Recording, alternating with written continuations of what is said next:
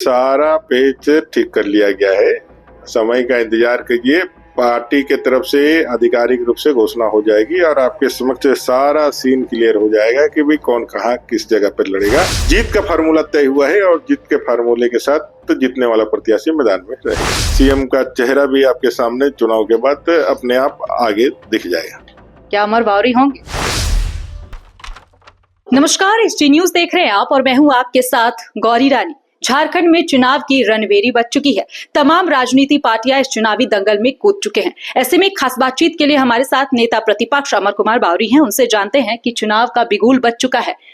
BJP NDA alliance कितनी तैयार है? हम तैयार हैं, पूरी तरह से तैयार हैं। जनता का आशीर्वाद हमको मिलेगा, इस भरोसे के साथ मैदान में हम उतर गए हैं।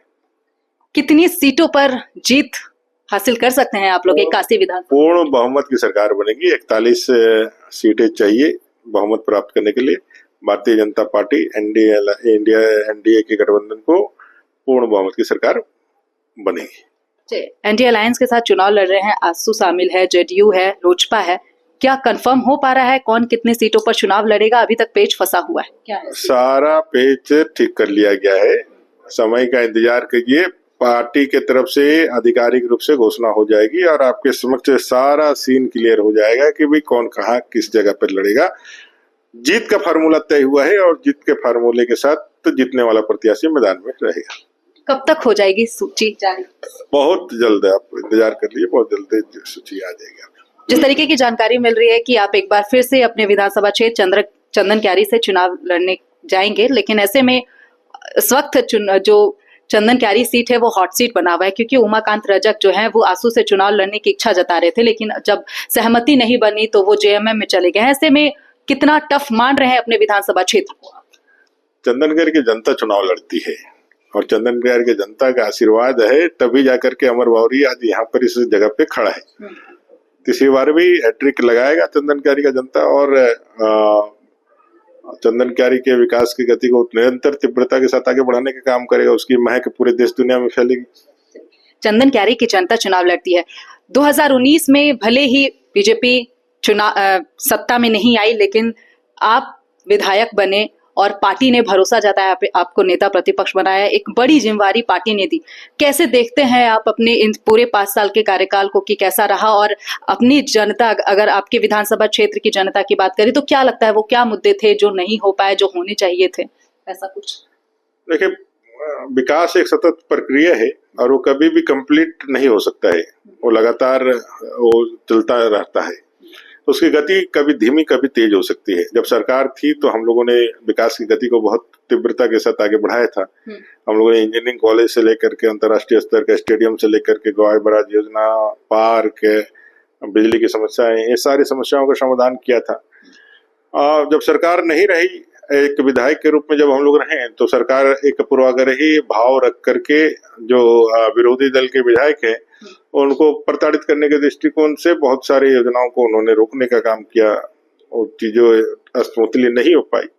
मुझे लगता है कि फिर से एक बार जब यहाँ सरकार भारतीय जनता पार्टी की बनेगी इस बार, तो जो रुके हुए काम है, जो बचे हुए काम है, बहुत तीव्रता के साथ आगे बढ़ेगा। और चंदन क्यारी एक अपने आप में एक ऐसा क्षेत्र है जिसकी अपनी खासियत है। बाबा भैरवनाथ का आशीर्वाद है, कुंडू का अपना अलकाप है, कई एक चीजें हैं जो देश दुनिया में और स्थापित हुई।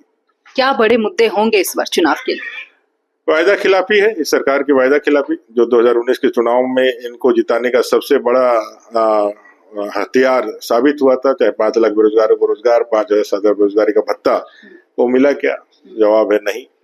आगे बढ़ करके उन्होंने कहा था अनुबंध कर्मी, संविदा कर्मियों को हम प्रमोट कर देंगे, मिला क्या? जवाब है नहीं। इन्होंने कहा था कि भाई 72,000 प्रति गरीब परिवार को हर साल देंगे, मिला क्या? नहीं। चूल्हा खर्च 2,000 देंगे, मिला क्या? नहीं। एक ऐसे वायदे जो इन्होंने करके युवाओं को अपने साथ जोड़ा था, वहीं युवा ठगे गए। उनको सीजीएल, जेपीएससी, जेएसएससी की परीक्षाओं में एग्जाम के कंडक्ट कराने से लेकर के रिजल्ट तक में कोर्ट का शरण लेना पड़ा, लड़ाइयां लड़नी पड़ी। सीबीआई का जांच का डिमांड रहा, लेकिन ये सरकार कान में तेल डाल करके सोई है। बांग्लादेशी घुसपैठ के कारण पूरा डेमोग्राफी चेंज हो रहा है। वोट बैंक तुष्टिकरण की राजनीति के कारण इनका जो है माटी बेटी रोटी पे उत्पन्न खतरे को नहीं देख पाना हो रहा है, ये सारे विषयों को लेकर हम जनता के विषय। चलिए आखिरी सवाल लेते हैं। आप कह रहे हैं कि एनडीए की पूर्ण बहुमत की सरकार झारखंड में बनेगी, तो फिर सीएम का चेहरा कौन होगा? भारतीय जनता पार्टी की सरकार बनेगी, एनडीए की सरकार बनेगी। सीएम का चेहरा भी आपके सामने चुनाव के बाद अपने आप आगे दिख जाएगा। क्या अमर बावरी होंगे वो चेहरा?